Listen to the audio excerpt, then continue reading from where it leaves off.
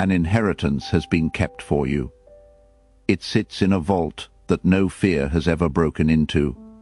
Not the strength you keep running out of, not the answer you keep demanding from the sky, not the rescue you keep begging strangers to be. A portion sealed with your name. I am unsealing it as you hear my voice.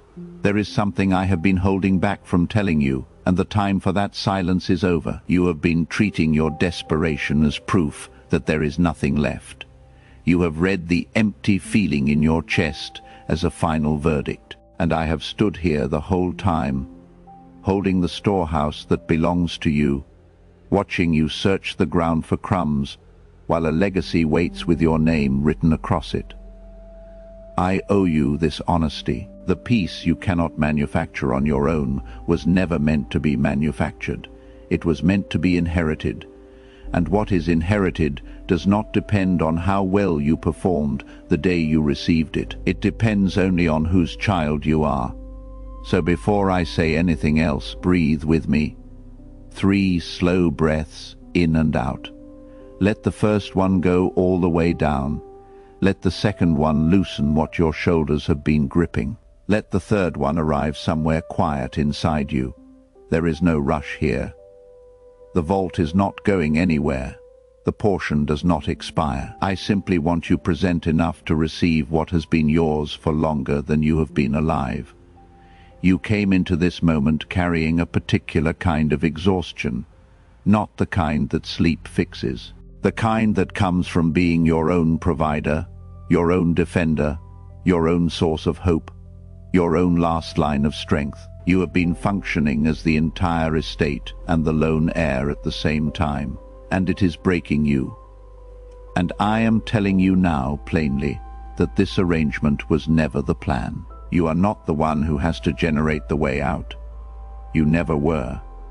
I want you to hear how much weight just left that sentence.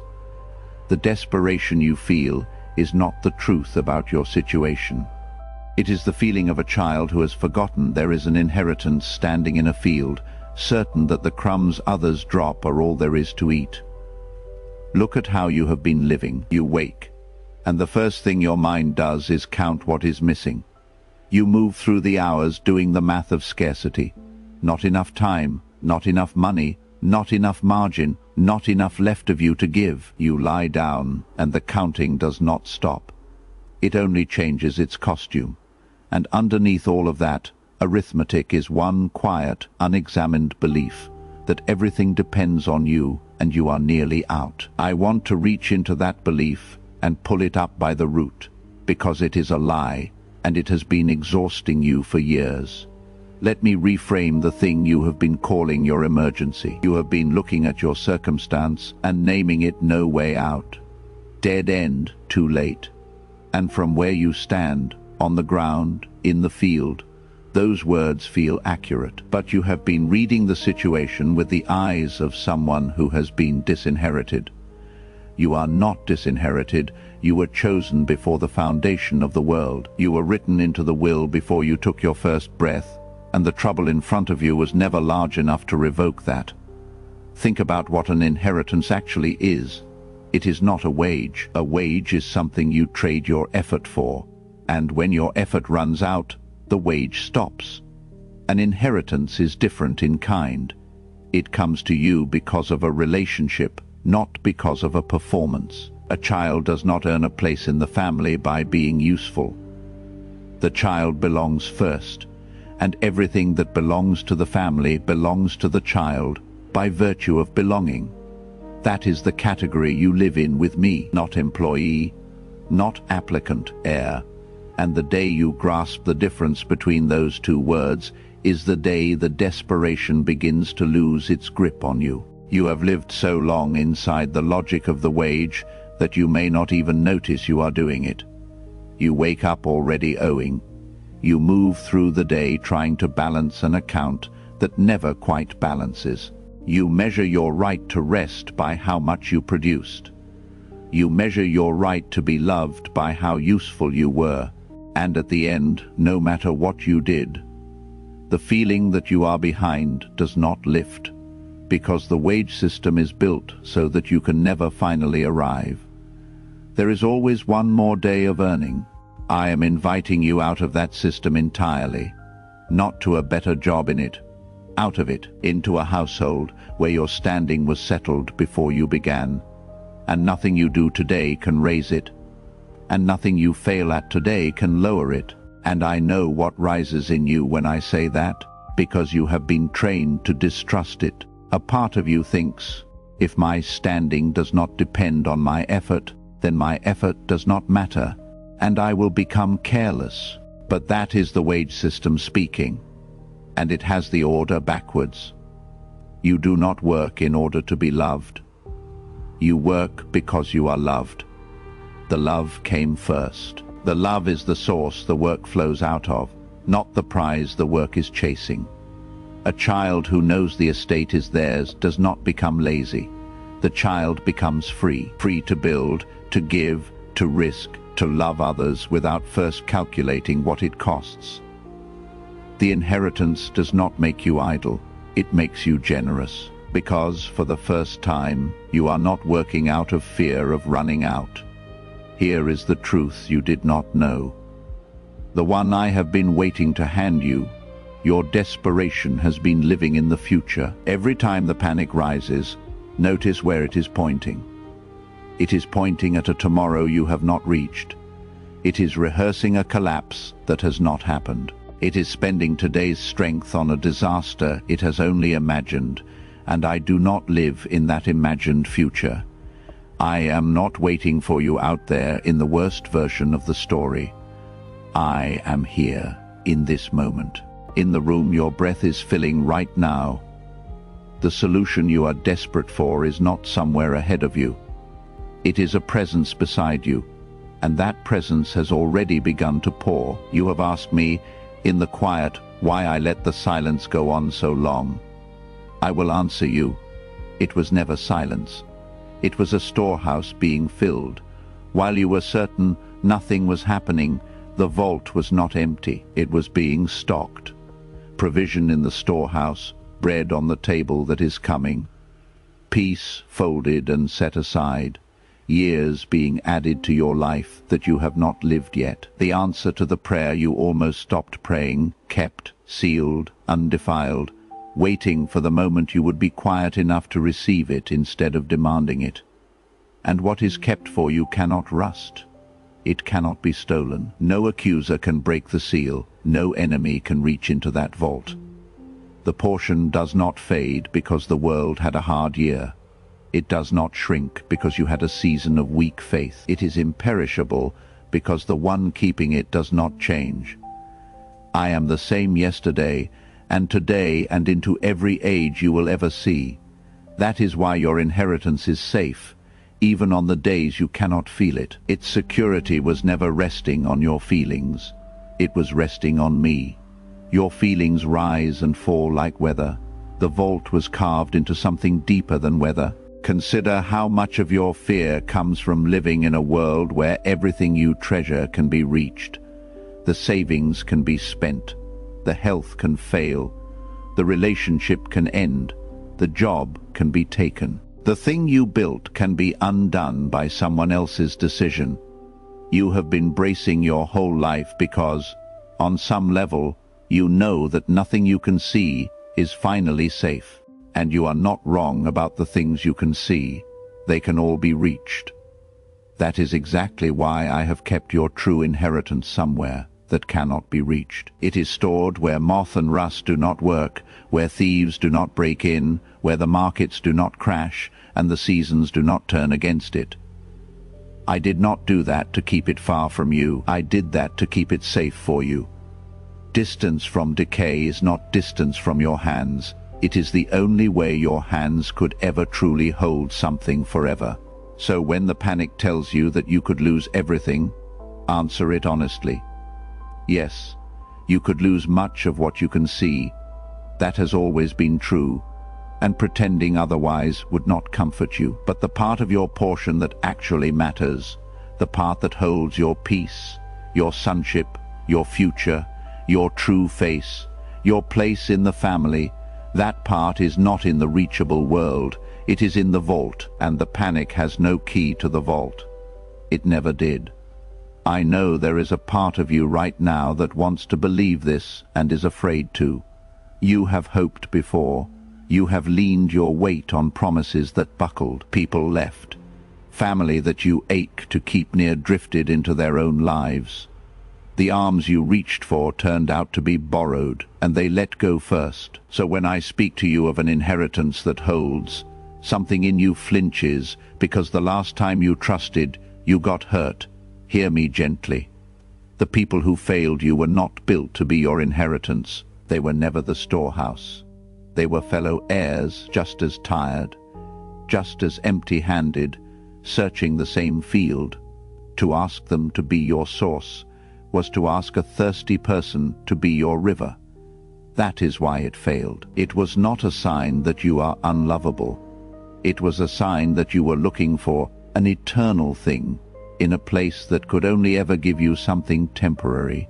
Their love, even at its best, was a cup. It could be poured out. It could run dry. It could be withdrawn on a hard day. You were not wrong to want love. You were only reaching into a cup and asking it to be an ocean. I am not borrowed. I do not let go first. I do not run out of what you need halfway through the year. The love I am handing you was not pulled together at the last minute from whatever was available. It was set aside for you from the foundation of the world, and it has been gaining weight ever since. It is not a cup. It is the ocean. The cups were always trying and failing to imitate. If these words are reaching something real in you, leave the word kept in the comments. Not for me, for your own heart as a marker, so that on the days the desperation tries to return, you can look back and remember that you once heard clearly that something has been kept for you that nothing can touch. Now I need you to do something with your body, because the truth needs more than your thoughts to land. Tilt your head slightly toward the ceiling, not far, just enough that your gaze lifts off the ground you have been staring at. That posture itself is a kind of confession. For a long time, you have been a person looking down. At the crumbs, at the field, at the dead end, at your own hands and how empty they look. Lift your gaze just slightly now, because the inheritance does not come up out of the soil you have been studying. It comes down. It is handed to you from above by a father, and you have to lift your eyes a little to see the hand that is already extended. While your gaze is lifted, let me tell you what is in the portion that has your name on it. There is peace in there. Not the brittle calm you build by controlling every variable. Real peace. The kind that holds even when the variables refuse to cooperate. The kind that does not need the storm to stop in order to exist. I am taking it out of the storehouse now and pouring it into the exact place in your chest where the anxiety has been living. Feel the trade happening. The tension is being drawn out. Something settled is being poured in. You did not generate this peace, and you cannot lose it the way you lose the kind you manufacture, because this kind did not come from your effort. It came from the vault. There is restored sight in there. You have been moving through your life with cloth over your eyes that an enemy tied there long ago, and you got so used to it you forgot it was there. Today I am loosening it. You are going to start seeing the small things again. The friend who calls at the right moment. The door that opens that you did not push. The relative who comes back after years away. The danger you walked past without ever knowing it was there. Those were never coincidence. They were correspondence. They were me, writing to you in a language you had stopped reading. Your sight is being given back. And once you see clearly, you will be astonished at how much I was already doing while you believed I was doing nothing. There is a future in there, not a vague better someday, a plan prepared and specific that no opposition can finally cancel. I have a plan for your life, and the people lined up against it do not get a vote on whether it comes to pass. They can shout through one door, they will leave a shame through another. The plan stands. It was deeded to you, and I do not break what I have deeded. even if the full harvest of it ripens slowly, even if some of it grows after a long wait, it is coming because I signed it, and my signature does not fade. And there is your own true face in there. This may be the hardest piece for you to receive, so I will say it slowly. You have spent years believing that your worth is something you have to earn back. Day by day, with performance, with usefulness, with being the one who carries everyone.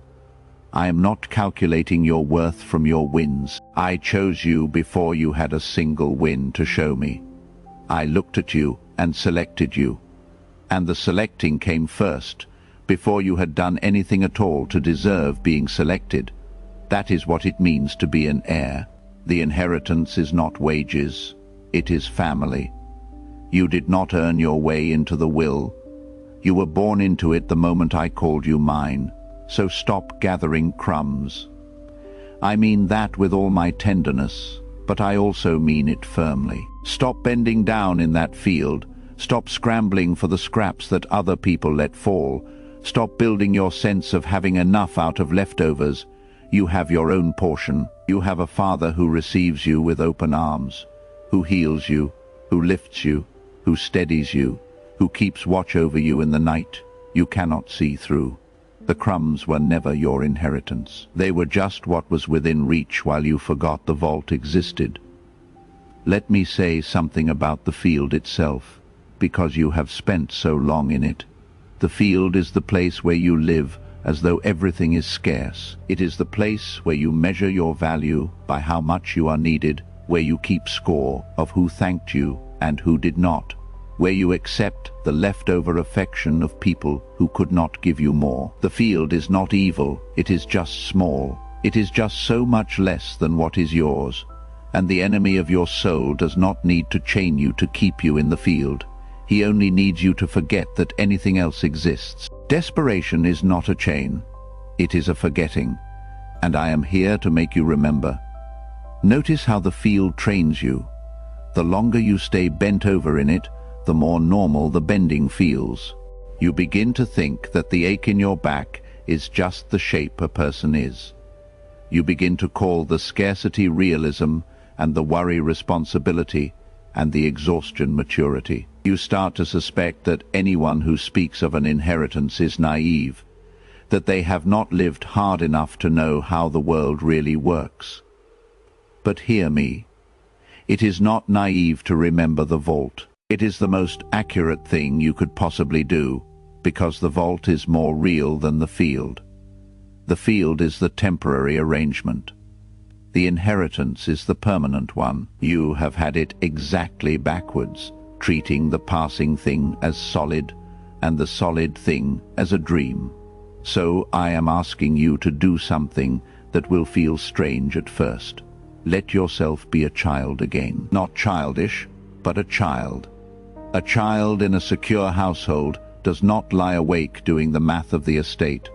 The child does not audit the storehouse. The child plays, rests, trusts, and receives, because the child knows there is a father who has already done the accounting and found it more than enough. You have been the anxious manager of your own life for so long that the role of trusting child feels almost forgotten. But it is not gone. It is in the portion too. I am handing it back to you. The capacity to rest like someone who is provided for, that is part of your inheritance, and you are allowed to take it out and use it now. I know the desperation does not always announce itself loudly. Sometimes it is just a low hum under everything, a sense that you are behind, that there is no margin, that one more thing going wrong will be the thing that finally breaks you. Bring that low hum to me now, not cleaned up, not made presentable. You do not have to arrange your face before you come. You do not have to translate the ache into proper words. If all you have is the wordless weight, bring the wordless weight. I prefer your honesty to your performance. The tears that come when the words run out, let them come. They are not weakness. They are the pressure of something finally being released, and they water the ground where the new thing is already taking root. You have seen my hand in your life before. There were rescues you barely registered, provisions that arrived just in time, moments you should not have come through, and did. The problem is not that I have been absent. The problem is that the anxiety wraps itself around those memories and hides them in a corner where you cannot reach them. So let me bring them back out of the chest where they have been stored. Those old answered prayers are not gone. They are evidence. They are exhibits in your favor. And the same hand that signed them is signing what is coming next. A God who showed up that many times was never going to stop showing up now. Go back through it slowly with me. The door that opened when you were certain every door was closed. The provision that came from a direction you were not even watching. The person who said the right thing on the day you could not have survived the wrong thing. The illness that turned. The fear that, looking back, never actually came true. You called some of those luck. You called some of those coincidence. You let some of them pass without naming them at all, because you were too deep in the next crisis to stop and notice. But I was keeping a record even when you were not. And the record is long. It is longer than the list of your disappointments.